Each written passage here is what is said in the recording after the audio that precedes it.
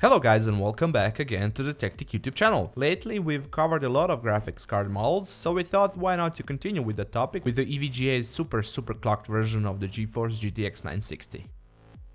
As some of you may know, this brand is pretty popular in North America and EVGA is proudly stating that in the bottom left corner, while opposite of that we have a notion that this model carries the latest ACX 2.0 cooler. Going around the box, on the right side you'll find a list of system requirements, while on the back you can see a multilingual overview of key features, alongside of the picture of the graphics card and its video outputs. Opening out the box, you will come across to a pretty unique packaging and bundle. Here we have a lot of different things like user manuals, optical disc with drivers and software, additional marketing material, some stickers and even an EVGA banner.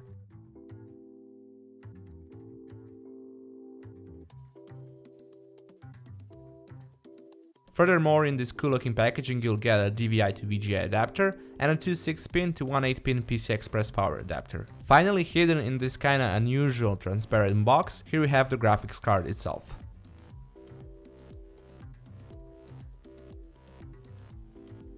As we said, this EVGA's GTX 960 superclocked version comes with their improved and pretty solid looking ACX 2.0 cooler. Its base components hide beneath the plastic outer shell, and that's a big aluminum heatsink combined with few heat pipes and a metal plate in between that and the PCB. Speaking of the metal plate, unfortunately the card doesn't come with one on the back, leaving the PCB bare naked and all alone there, black and sad, with nobody to take care of it.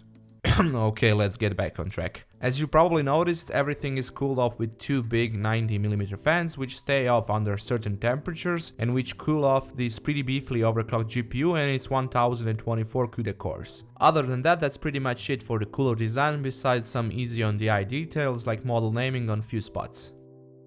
Instead of the usual two 6-pin PC Express power connectors, we have only one 8-pin PC Express power connector, which is, if you ask us, a better solution since it brings less cables with the same result. Of course, we have one SLI bridge connection point for up to two-way SLI configuration and a standard video output layout with 3 display ports, one HDMI and one DVI.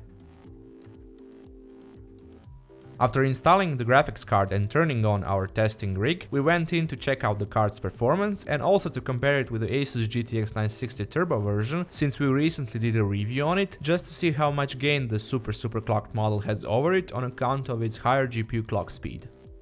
As you can see, the EVGA's model has a pretty clear advantage in frame count across the board, being it either synthetic benchmarks or games we all play. Of course, you have to take into consideration that this model costs a little bit more than your usual example of GTX 960 series card. When you draw the line, just as any other GTX 960 card, this model represents a great pick for all users who are searching for a capable 1080p graphics card, no matter what graphical settings you set.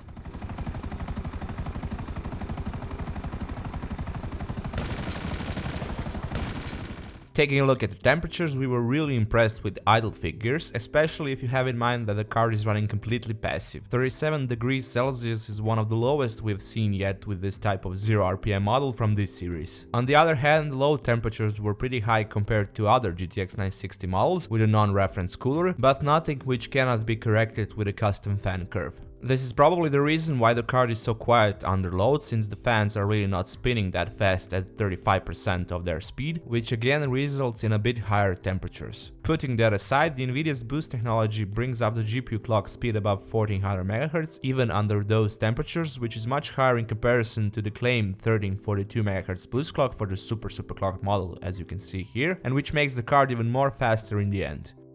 The only complaint that we can throw at the card is the jerking motion of the fans under idle, probably something to do with the PWM regulation and the BIOS, and somewhat noticeable coil whine, at least on an open test bed and in certain games and benchmarks. Thank you guys once again for checking out our unboxing and review of the EVGA's GTX 960 superclocked graphics card. Feel free to give us a thumbs up if you like this video, leave a comment down below if you have any questions about the product, and of course, if you would like to see more content like this, you can subscribe to our Tech YouTube channel, or you can check out our other videos from before.